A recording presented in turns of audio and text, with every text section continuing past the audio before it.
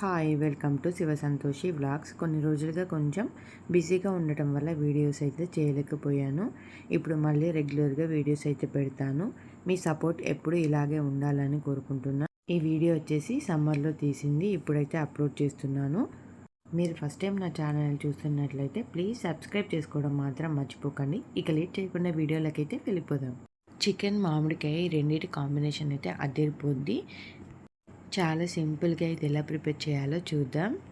ఒక మిక్సీ జార్లో ఒక 3 స్పూన్ల వరకు కొబ్బరి అయితే తీసుకుంటున్నా.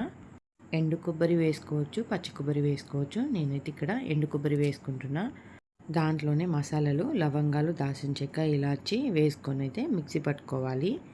ఇలా కొంచెం మిక్సీ పట్టుకున్నాక 2 పెద్ద సైజు టమాటాలను చిన్నగా ముక్కలు కట్ చేసుకొని మిక్సీ జార్లో వేసుకొని దాన్ని కూడా మెత్తగా మిక్సీ పట్టుకోవాలి. ఇప్పుడు స్టవ్ ఆన్ చేసుకొని స్టవ్ పైన ఒక కడాయి పెట్టుకోవాలి. కడాయి కొద్దిగా హీట్ అయినాక దాంట్లో కర్రీకి సరిపడా ఆయిల్ అయితే పోసుకోవాలి. ఇక్కడ నేను 2 గరిటెల ఆయిల్ అయితే వేసుకుంటున్నా. ఈ ఆయిల్ నేను ప్యూర్ పల్లి నూనె అయితే యూజ్ చేస్తున్నా. ప్యాకెట్లో ఆయిల్ మంచిది కాదని ఇలా గానుగల్లో పట్టించుకున్న నూనె అయితే వాడుతున్నాము. ఆయిల్ వేడైనాక చిన్నగా కట్ చేసుకున్న ఉల్లిపాయ ముక్కలు వేసుకోవాలి. దాంట్లోనే 2 పచ్చిమిరపకాయలను కూడా వేసుకోవాలి. కొద్దిగా కరివేపాకును కూడా వేసుకొని అంతా కలిసేలాగా కలుపుకోవాలి.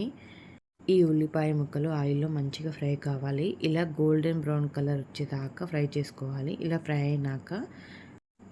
అయినాక ఆల్రెడీ మిక్సీ పట్టుకున్న పేస్ట్ని దీంట్లో వేసుకొని అంతా కలిసేలాగా కలుపుకోవాలి. ఇలా కలుపుకున్నాక కాసేపు అయితే మనం దీన్ని మూత పెట్టుకోవాలి. మనం వేసిన మసాలాలు ఆయిల్లో మంచిగా ఫ్రై కావడానికి అయితే కాసేపు మూత పెట్టుకుందాం. కాసేపటి తర్వాత ఇలా ఆయిల్ అయితే పైకి వస్తుంది. ఇప్పుడు ఒక స్పూన్ అల్లం వెల్లుల్లి పేస్ట్ అయితే వేసుకుందాం. అల్లం వెల్లుల్లి పేస్ట్ ముందే వేసుకుంటే అడుగు మాడిపోతుంది. అందుకే దాంట్లోనే కొద్దిగా పసుపు కూడా వేసుకోవాలి. పసుపు కూడా వేసుకొని అంతా ఒకసారి కలుపుకోవాలి. అల్లం వెల్లుల్లి పేస్ట్ కొద్దిగా ఆయిల్లో ఫ్రై అయినాక 2 స్పూన్ల కారం, 1 స్పూన్ ఉప్పుని వేసుకోవాలి. నాన్ వెజ్ కర్రీస్కి మసాలాలను, కారము కరెక్ట్గా ఉంటేనే టేస్ట్ అనేది బాగుంటుంది. ఉప్పు కారం అంతా కలిసేలాగా ఒకసారి కలుపుకొని కాసేపు అయితే మూత పెట్టుకోవాలి. ఎందుకంటే ఈ కారం అనేది ఆయిల్లో మంచిగా ఫ్రై కావాలి. కాసేపటి తర్వాత చూడండి ఇలా ఆయిల్ అయితే పైకి వస్తుంది. ఒక 1 మినిట్ అలా కారం ఫ్రై అయితే చాలు. ఎక్కువసేపు అయితే అడుగంటిపోతుంది. ఇప్పుడు శుభ్రంగా కడిగి పెట్టుకున్న ఈ చికెన్ ముక్కలను అయితే దీంట్లో వేసుకొని అంతా ఒకసారి కలుపుకోవాలి. మామిడికాయలు సమ్మర్లోనే కాకుండా ఇయర్ మొత్తం దొరుకుతున్నాయి సూపర్ మార్కెట్లలో. తెచ్చుకొని ఇలా ఒకసారి ట్రై చేయండి. టేస్ట్ మాత్రం చాలా బాగుంటుంది.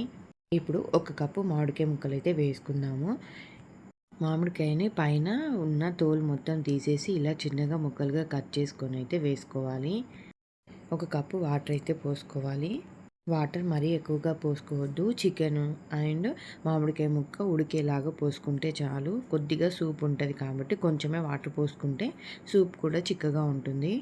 మరీ వాటర్ ఎక్కువైతే సూప్ కూడా పలచకైపోయి టేస్ట్ అంత బాగుండదు. కాసేపటి తర్వాత చికెన్ ఉడికిపోయి ఇలా ఆయిల్ అయితే పైకి వస్తుంది. అప్పుడు ఒక 2 స్పూన్ల వరకు ధనియాల పొడి, ధనియాల పొడి వేస్తే చాలు, ఇంకా ఏం వేయాల్సిన అవసరం లేదు. లాస్ట్లో కొద్దిగా కొత్తిమీరని కూడా వేసుకొని అంతా కలిసేలాగా కలుపుకోవాలి. ఇలా కలుపుకున్నాక కొద్దిసేపు అయితే మూత పెట్టుకుందాం. అంతే, చాలా సింపుల్గా మామిడికాయ చికెన్ కర్రీ అయితే రెడీ అయిపోయింది. టేస్ట్ అయితే చాలా బాగుంటుంది. తప్పకుండా ట్రై చేయండి. ట్రై చేసి ఎలా వచ్చిందో కింద నాకు కామెంట్ చేయడం మాత్రం మర్చిపోకండి. నా వీడియో నచ్చితే లైక్ చేయండి. సబ్స్క్రైబ్ చేసుకోవడం మాత్రం మర్చిపోకండి. Thanks for watching this video.